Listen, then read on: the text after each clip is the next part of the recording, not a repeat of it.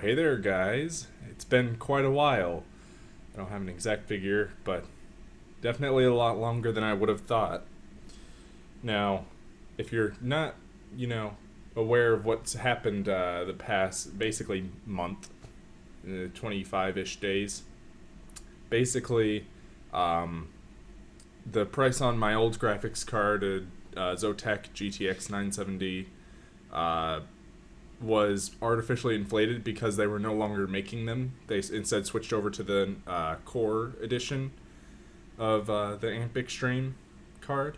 And so, artificially inflated prices, I took advantage of that, sold the card on Amazon for $600, but fun stuff with Amazon, first time you sell something on any account, you have to wait about 15 days until you actually get paid, and you only get paid once the item arrives to the person you're giving the order to.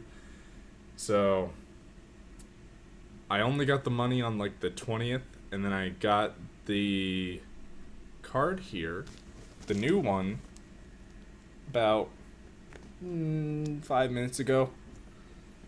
So obviously, definitely want to open that up. That is the point of this video. This is a Zotac GTX 980 Ti Amp Extreme, although you shall see that shortly. But yes, we have a Newegg box. May contain awesome, I'm quite sure of it. So let's just open her up real quick. Oh, yeah. Oh, there we go. Just score the tape.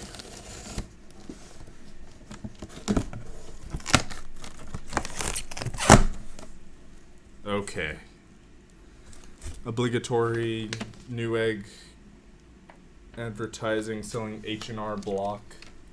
If you want H&R Block, then look it up and see if it's right for you. Blah, blah, blah. Get a code. Got our invoice. Yes. Quite nice. And what we're looking for here, this. And you'll note it's the Amp Extreme Edition. That is currently the best one you can get. And basically the card in general is almost the best thing you can get on the market. I don't know of one that is hands down better. Plus I've just had good experience with Zotac in the past, aka my one other Zotac card. But yeah, it worked out quite well. Now, compared to the 970 that I had, there's a whole fiasco about 970s having only 3.5 gigs of high speed RAM, and then the last half gig of it is low speed, but not such a thing. Oh, it's weird, reverse. Not such a thing here, and we got 6 gigabytes instead of 4 this time. So that'll help us when moving to larger textures on different objects in games and stuff. So playing in 1440 and 4K is more readily doable. I did have to invest some of my own money back into this thing, but considering I can donate plasma and get moolah, that was not such a bad idea. So, now we get into the actual box. Branded Zotac. Within. It's kind of hard to see, but yeah, they have a little shiny logo imprinted on the box itself. And beneath its stony exterior here. Oh, it's backwards. I believe it opens this way. Beneath its stony exterior, dear Lord. Did they tape this? No. It's just a tough box to open. I vaguely remember this when I opened my other graphics card, but I did that one off camera. Oh, there we go. Okay, finally popped free. Inside, we immediately have a Zotac little sleeve with our driver disc, I'm assuming. check that out. Oh dear lord. It's getting stuck in there. Yes, we do seem to have a driver CD and a small packet, probably of instructions on how to install, and yeah. So you got your standard little quick installation guide and quick install drivers on a disk. Leave those aside, we don't need those. We're downloading them from their website anyway, they're more recent. Oh.